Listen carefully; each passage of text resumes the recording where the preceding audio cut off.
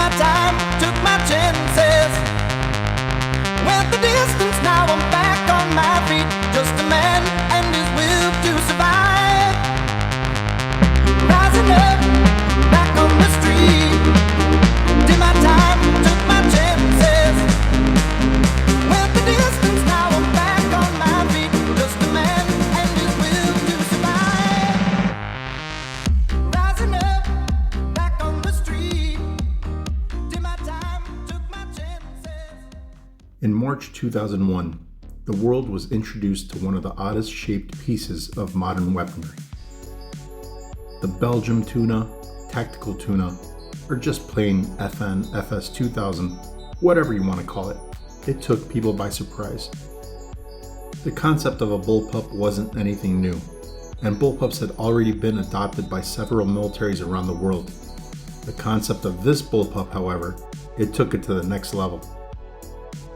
FN sought out a design that would be as close to a sealed system as possible in order to avoid any dirt or debris affecting functionality. Though the concept and design were considered forward-thinking and ahead of its time, the practical application of the FS2000 fell short of expectations. Part of the problem with creating a sealed system is the lack of ability to clear malfunctions with such little access to the chamber. FN figured that this little peep door would suffice, but as you can see, there's hardly room to get a finger in there, let alone clear out a hard stoppage. The other issue was magazine compatibility. The FS2000 was designed with a rubber gasket that was fitted to the grooves of a US GI magazine in order to keep debris out of the magwell. And though US GI magazines are abundant and readily available everywhere, it sucks that the FS2000 can't take advantage of any of the modern offerings from Magpul, Lancer, HexMag, or any of the other big players out there. The original model also came with this oddly shaped shroud that covered a very controversial fixed power scope. Infantry units that were forced to use these things couldn't stand the optics, and they couldn't stand the lack of a rail space to incorporate more modern offerings. Enter the Gen 2 or tactical model. This one came with a full 1913 rail for modern optics, along with additional sling mount points at the front. While the Gen 2 was considered a big improvement on an otherwise unusable service rifle, it still didn't please everyone. People still complained that the sealed system was more of a nuisance than a practical benefit, and thus, the rifle began to fizzle out in sales, both commercially and militarily. So now, let's talk about why this rifle is still iconic and why it's one of my favorites of all time.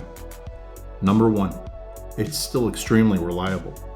This thing just chugs away, making me even wonder why that peep door was even necessary. Number 2, the ergonomics are incredible. It's extremely comfortable to hold, shoot, and maneuver with. The forward brass ejection and ambidextrous controls make this thing truly a universal design for all shooters. It's extremely lightweight, versatile, and dare I say, sexy? Yeah, I know what you're thinking. You first saw this thing and were like, that's gotta be the ugliest rifle I've ever laid eyes on. And so did I, but then it started to grow on me. And as it did, I started becoming more attracted to it until I completely saw it in a different light. It's kinda like that chick from Yellowstone, Beth. If you study her facial features carefully, she doesn't scream perfect 10 by any stretch. But there's just something so sexy about her, and it's hard to resist lusting for her thereafter. And that's the FS2000. Beautifully weird looking and unique enough to be proud of.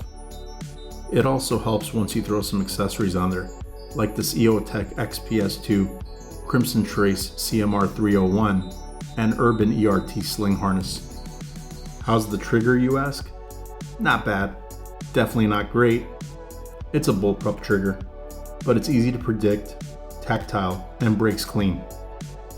The safety is just below the trigger guard in an odd dial or disc format.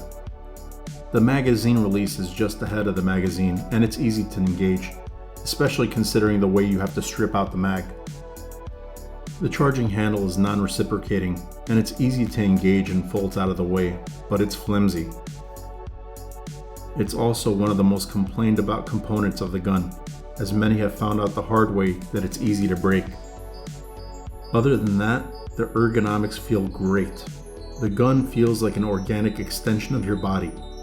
Its curves and contact points seem to melt into your body, which is why the design is as genius as it is goofy.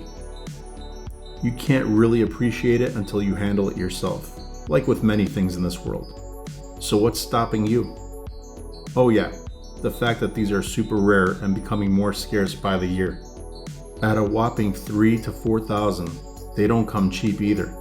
Is it worth it? If you could fork out the dough, I'd argue it is. If you enjoyed this content, leave a thumbs up. As always, please be sure to share the video with your friends and subscribe to the channel. Until next time, stay safe and may God bless the Republic.